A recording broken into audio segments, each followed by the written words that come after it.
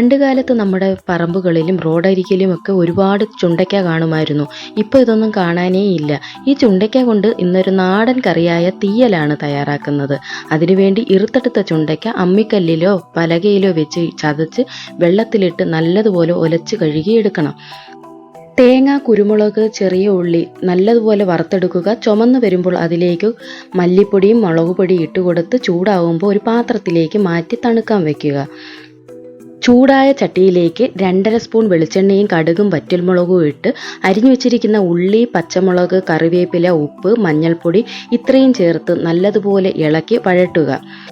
പകുതി വെന്ത ഉള്ളിയിലേക്ക് കഴുകി വെച്ചിരിക്കുന്ന ചുണ്ടയ്ക്കയും ചേർത്ത് നന്നായിട്ട് ഇളക്കി അടച്ചു വെച്ച് വേവിക്കണം. നേരത്തെ നമ്മൾ തയ്യാറാക്കി വെച്ചിരിക്കുന്ന തേങ്ങയുടെ കൂട്ട് നല്ലതുപോലെ അരച്ചെടുത്ത് ആവശ്യത്തിന് വെള്ളവും പുളിവെള്ളവും ചേർത്ത് നല്ലതുപോലെ ഇളക്കി അടച്ചു വെച്ച് തിളപ്പിച്ചെടുക്കണം. നല്ലതുപോലെ തിളച്ച് കുറുകി വരുമ്പോൾ നമ്മുടെ തീയൽ റെഡിയായി കിട്ടും.